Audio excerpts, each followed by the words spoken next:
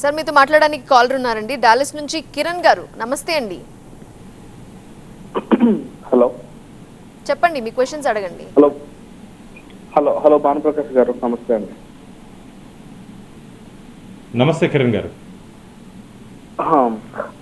Actually June 4th బీజేపీనే వస్తుంది, అందులో no doubt. ఎందుకంటే అసలు కాంపిటీషనే లేదు అవతల వైపు. సెంట్రల్లో నేను మాట్లాడేది సెంట్రల్ గురించి. అండ్ మన స్టేట్ సంగతి, మన రాష్ట్ర సంగతి వస్తే ఒక్కసారి ఆలోచించండి, చంద్రబాబు నాయుడు అనే వ్యక్తి ఎట్లాంటి వాడు, ఏ ఎండకి ఆ గొడుగు బట్టి మనకి యూజువల్ గా. ఇప్పుడు అంతకుముందు 2014లో మీతోనే పొత్తు పెట్టుకుని ఎలక్షన్స్ లో గెలిచిన తర్వాత స్పెషల్ ప్యాకేజీ ఇస్తామని చెప్పిన తర్వాత, స్పెషల్ ప్యాకేజీ ఇవ్వడం కష్టం అని తెలిసిన తర్వాత,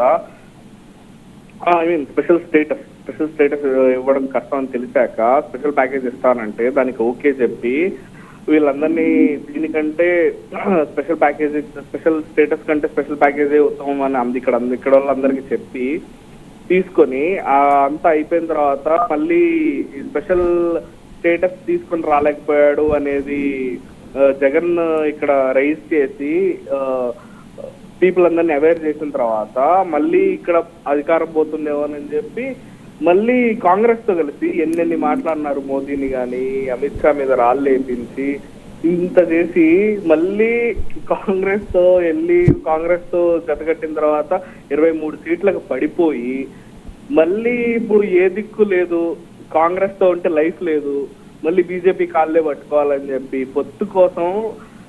అసలు ఆ బీజేపీకి నాకు తెలిసి ఫస్ట్ ఇంట్రెస్టే లేదు పొత్తులో.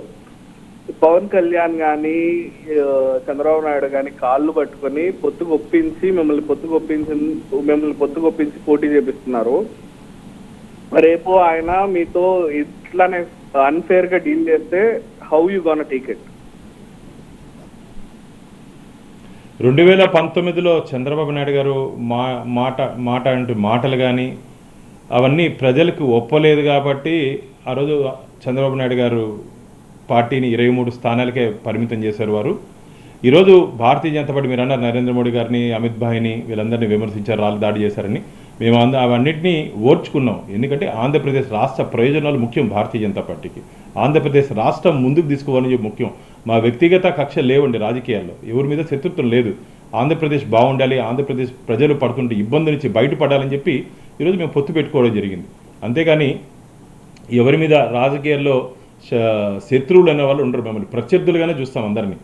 కాబట్టి కేవలం ఇది ఆంధ్రప్రదేశ్ రాష్ట్రం కోసమే మేము పొత్తు పెట్టుకున్నాం అని మీ ద్వారా నేను తెలియజేసుకుంటున్నాను. ఖచ్చితంగా ఇప్పుడు 2024లో ఎన్డీఏ కూటమి ఆంధ్రప్రదేశ్లో అధికారంలోకి రాబోతున్నాం. ఇప్పటికే దాదాపు మీకు తెలుసో తెలీదో జగన్మోహన్ రెడ్డి గారి ప్రభుత్వం 13 లక్షల కోట్ల రూపాయలు అప్పు చేసిందండి. 13 లక్షల కోట్ల రూపాయలు అంటే 6.5% వడ్డీ వేసుకుంటే కూడా 80,000 కోట్ల రూపాయలు ఏడాదికి వడ్డీకే కట్టాలి మనం. ఇంకా జీతాభత్యాలు ఇవన్నీ ఇచ్చి ఇప్పుడున్న పరిస్థితులు చాలా కష్టం. కాబట్టి ఈ కష్టం నుంచి బయటపడాలంటే అందరూ రాష్ట్ర ప్రభుత్వం, కేంద్ర ప్రభుత్వం సంయుక్తంగా ప్రణాళిక సిద్ధం చేసుకొని ఆంధ్రప్రదేశ్ని బయట పెట్టాలి. కాబట్టే మేము అవన్నీ ఆలోచించి ఆంధ్రప్రదేశ్ రాష్ట్రం కోసం, రాష్ట్ర ప్రజల కోసం పొత్తు పెట్టుకున్నాం.